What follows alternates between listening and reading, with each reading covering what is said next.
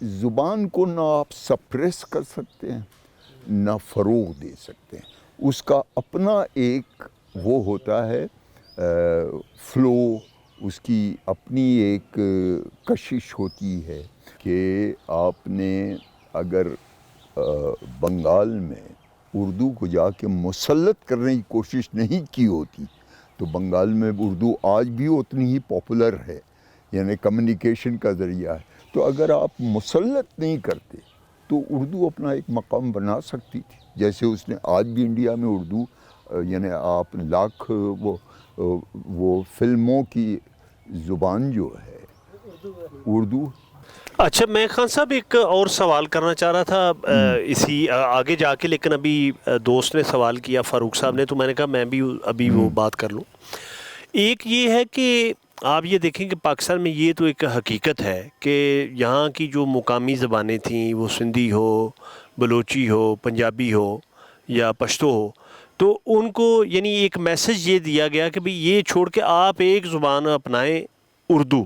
اور قائد اعظم نے بھی وہاں ایسٹ پاکستان میں کہا، اور اسی وجہ سے وہاں ہنگامے پھوٹ پڑے، اور آپ کا ایک ملک کا بڑا حصہ صرف زبان کی وجہ سے، جو بنیادی وجوہات میں سے ایک سب سے بڑی وجہ وہ زبان کا معاملہ تھا، آئیڈینٹی. تو آپ یہ سمجھتے ہیں کہ یہ جو یو پی سی پی کے لوگوں کا اپنی اردو، یہ ان کا کوئی شعوری کوشش تھی، یا کہ مسلم لیگ کا ایک یہ ایجنڈا تھا، یا ان کا ایک اس وقت کی ضرورت تھی؟ دیکھیے جی، اس معاملے میں سب سے بڑی جو بات جو میرا بہت حد تک یقین ہے وہ یہ ہے کہ زبان کسی قوم، کسی اس کی میراث نہیں ہوتی. وہ ایک علاقے میں جنم لیتی ہے اور اس کی معاشی اور اقتصادی ضروریات ہوتی ہیں جو اس کو پاپولر بناتی ہیں. تو اردو نے ایک خاص طبقے میں، ایک خاص علاقے میں جنم لیا، اور شروع میں وہ عوام کی زبان تھی، خواص کی نہیں تھی، بلکہ خاص پرشین تھی.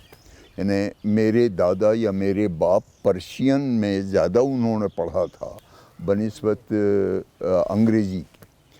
تو اردو یہ کہنا کہ مسلمانوں کی زبان ہے یا یو پی کی زبان ہے یا سی پی کی زبان ہے، میں اس میں یقین نہیں رکھتا. یو پی وہ اردو ڈیفینیٹلی ایک ایسی زبان تھی جس میں عوام ایک دوسرے سے کمیونیکیٹ کر سکتے تھے. اس میں ہندو بھی شامل تھے، سکھ بھی شامل تھے، اور وہ مسلمان بھی شامل تھے، شیعہ سنی بھی شامل تھے، سمجھے. تو یہ کہنا کہ یہ مسلمان، یہ بہت غلط. دوسری بات یہ ہے کہ جب ہم آپ کو ایک مخصوص علاقے کے ہونے کی وجہ سے ڈینیگریٹ کریں تو وہ آدمی کو بہت چبھتا ہے. اگر آپ ہم کو کہیں کہ جی ہم یو پی کے ہیں اس لیے ہم ایسی بات کرتے ہیں تو وہ ہمیں بہت دکھ دیتا ہے. یا ہم اگر کہیں کہ یہ پنجابی، ہمارے خاندان میں، یعنی مثال کے طور پر میں آپ کو بتا رہا ہوں، بڑا کاسموپولیٹن خاندان ہے. تو ہمارے چچا کے 2 داماد پنجابی تھے تو وہ پنجابی بولتے تھے آپس میں. ہمارے چچا جو تھے وہ پنجابی تو بول سکتے تھے لیکن پنجابیوں کو پنجابی ڈگے کہتے تھے، سمجھے. اور وہ ان کے داماد جو ہیں وہ بیٹھ کے سنتے تھے. تو پھر جب وہ الگ ہوتے تھے تو وہ پھر اکیوز کرتے تھے کہ جی یہ تو دال خور اور فلاں اور فلاں بھئی یہ ہے. ہاں بالکل صحیح. What ever. تو میرے کہنے کا مقصد یہ ہے کہ زبان کو نہ آپ سپریس کر سکتے ہیں نہ فروغ دے سکتے ہیں. اس کا اپنا ایک وہ ہوتا ہے فلو، اس کی اپنی ایک کشش ہوتی ہے، اور اس کو آپ روک نہیں سکتے ہیں. سلو ڈاؤن تو کر سکتے ہیں، پابندیاں لگا سکتے، روک نہیں سکتے ہیں. تو یہ میرا یقین ہے. اب مثال کے طور پر میرا بیٹا قاف نہیں بول سکتا ہے، کاف بولتا ہے، تو ہم کیا کریں؟ یہ کہہ دیں کہ یہ میرا بیٹا نہیں ہے، یہ نہیں ہو سکتا ہے جی۔ اچھا پھر آپ اندازہ کریں کہ پنجاب میں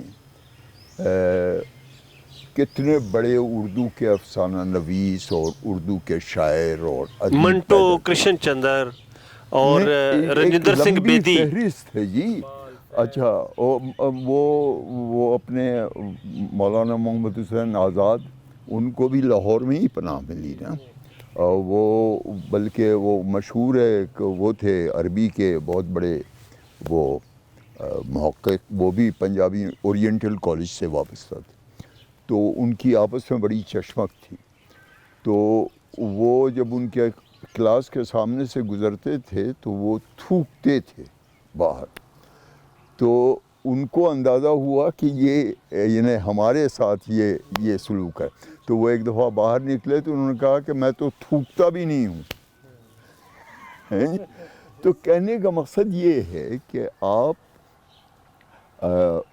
انہیں اس میں کوئی شک نہیں ہے کہ آپ نے اگر بنگال میں اردو کو جا کے مسلط کرنے کی کوشش نہیں کی ہوتی تو بنگال میں اردو آج بھی اتنی ہی پاپولر ہے، یعنی کمیونیکیشن کا ذریعہ ہے۔ کلکتے میں یعنی وہ کہتے ہیں نا ڈھکیہ اردو، کانپری، جیسے وہ وہاں کے شرفا جو تھے، بلکہ فورٹ ولیم کالج تو شروع ہی ادھر ہوا۔ اچھا فورٹ ولیم کالج، دوسرے یہ ہے کہ آپ مدراس بھی اگر چلے جائیں، یہاں آپ جائیں یہ ٹرائبل ایریا میں جہاں پشتو بولی جاتی، وہاں بھی ٹوٹی پھوٹی اردو ہی میں آپ کمیونیکیٹ کر سکتے ہیں۔ میں درہ گیا تو وہاں جو لوگوں سے انٹرویو میں نے کیے تو وہ پشتو اسپیکنگ بیشتر تھے، لیکن ٹوٹی پھوٹی اردو میں وہ کمیونیکیٹ کر سکتے۔ تو اگر آپ مسلط نہیں کرتے تو اردو اپنا ایک مقام بنا سکتی تھی، جیسے اس نے آج بھی انڈیا میں اردو یعنی آپ لاکھ وہ فلموں کی زبان جو ہے اردو، اور وہی اردو جو ہے وہ وہاں بھی کامیاب ہے، یہاں بھی کامیاب ہے۔ تو وہ مشہور ہے کہ وہ عصمت چغتائی کے جو بھائی تھے جی، وہ عظیم بیگ چغتائی، ان کا ایک خاکہ تھا کہ وہ لکھنؤ میں دو آدمی لڑ رہے تھے، تو اس میں کچھ انہوں نے وہ کیا، انہوں نے کہا کہ اگر آپ مزید کچھ بولے تو میں آپ کی والدہ ماجدہ کی شان میں گستاخی کر دوں گا۔